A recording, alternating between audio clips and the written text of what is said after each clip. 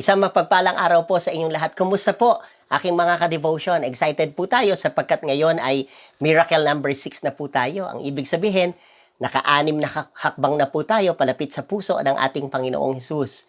Specifically po, ang ibig sabihin natin ng palapit sa puso niya ay nakikilala po natin ang Panginoong Hesus sa pamamagitan ng ating pag-aaral po sa mga himala na ginawa po niya sa Aklat ni San Juan. By the way, miracle number 6 po tayo, bukas ay 7, meron pa po tayong parang closer. May summary po tayo, kaya hindi po tayo last day bukas para lang po masabi ko na po ng mas maaga sa inyo. Excited po ako sapagkat napakaganda po ng miracle number 6. Si Jesus po, the transformation specialist. Transformation, hindi lang po dahil sa may pinagaling siya, dating bulag at nakakita. Bahagi na po yon. Pero transformation sapagkat yun hong pinagaling niya ay meron pong 4 na uri ng tao na siya ay makakausap. Ang lahat po ay sinabihan niya, sino si Jesus sa pagkakakilala niya. Kaya kapansin-pansin po ang progression. Kaya transformation specialist. Ito po ay nasa John chapter 9, 1-41, mahaba. Kaya ang gagawin ho natin, habang binabasa po ay magbibigay na po tayo ng mga insights. Pero ang gusto ko pong pansinin natin mga ka-devotion ay yung sinabi ko na may 4 na uri ng tao, 4 na tao na tatanungin po ang pinagaling. Sino ba ang nagpagaling sa iyo? At makikita ho ninyo ang progression at ang transformation ng pagkakakilala po niya sa Panginoong Hesus. Umpisahan na po natin. Ito po ay verse 9. Okay. As he went along, he saw a man blind from birth. Napakahirap ang maging bulag sa panahon na yon, bahagi ng social outcast. Ito na po. His disciples asked him, Rabbi, who sinned, this man or his parents, that he was born blind? Napakaganda po ng sagot ng Panginoon. Neither this man nor his parents sinned, said Jesus, but this happened so that the works of God might be displayed in him. So Jesus allows us to go through difficult situations in life so that His glory might be displayed in us. May mga pagkakataon po, hinahayaan niya na tayo dumaan sa mabigat na bahagi ng ating buhay para mapatunayan na siya ay Diyos na may magagawa sa ating buhay. God has not planned any defeat for us. As long as it is day, we must do the works of Him who sent me. Night is coming when no one can work. Ito po, verse 5, another Christological title. While I am in the world, I am the light of the world. Okay, after saying this, he spit on the ground, made some mud with the saliva, and put it on the man's eyes. Go, he told him, wash in the pool of Siloam. This word means sent. So the man went and washed and came home seeing. Ito, umpisa na ho tayo dun sa mga binanggit ko kaninang 4. Ito na yung una. His neighbors and those who had formerly seen him begging asked, isn't this the man who used to sit and beg?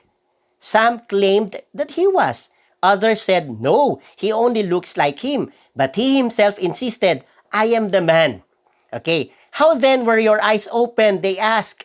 Eto na. He replied, unang sagot po niya sa unang nag-inquire sa kanya, neighbors at yung mga nakakita sa kanya, the man they call Jesus. Yun ang unang pagkakilala po niya kay Jesus. The man they called Jesus. Alright, made some mud and put it on my eyes. He told me to go to Siloam and wash. So I went and washed and then I could see.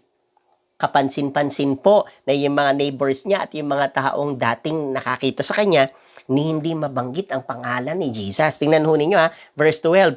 Where is this man? Okay, they asked him. Hindi mabanggit ang pangalan I don't know, he said. Now, pangalawang grupo, the Pharisees, investigate the healing.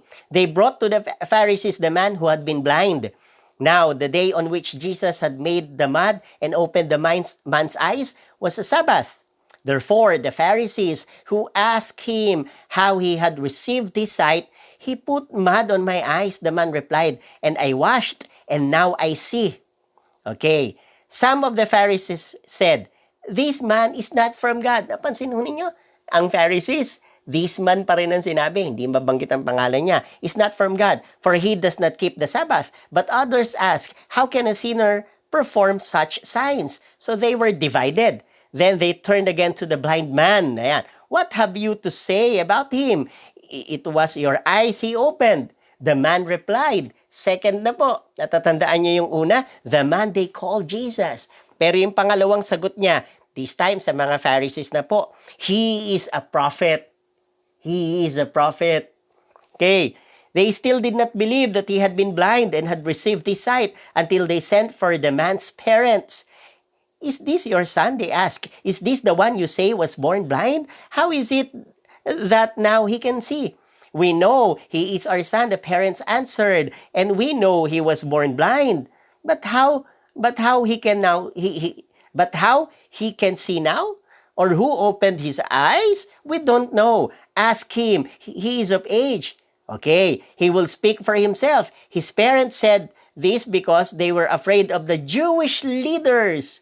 Ikatlong grupo ng tao, Jewish leaders na po ito, who already had decided that anyone who acknowledged that Jesus was the Messiah would be put out of the synagogue.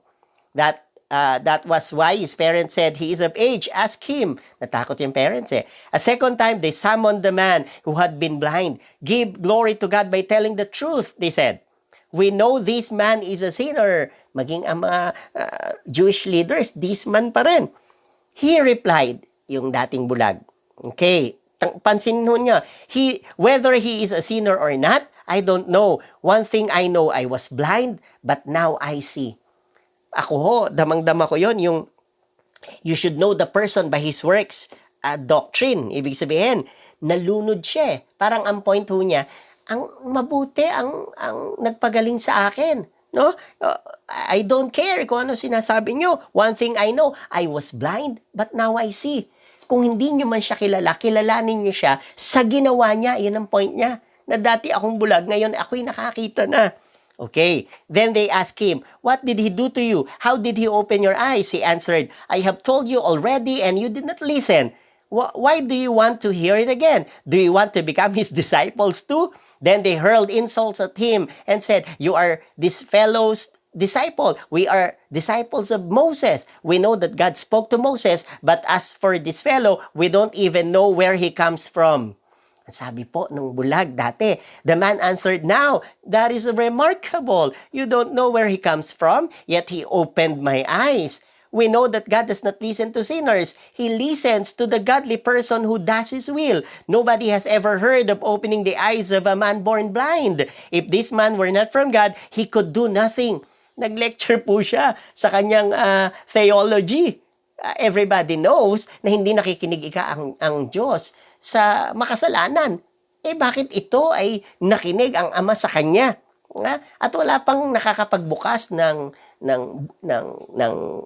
sight.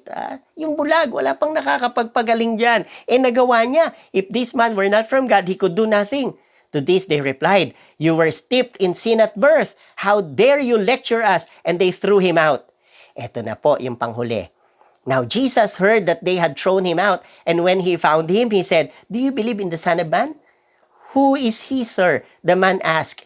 Tell me so that I may believe in him. Jesus said, you have now seen him. In fact, he is the one speaking to you. Then the man said, Lord, I believe. And he worshipped him. Jesus said, for judgment I have come into the world so that the blind will see, and those who see will become blind. Gusto ko po yung sa dulo. Then the man said, Lord, I believe. And he worshipped him. Napansin niyo yung apat.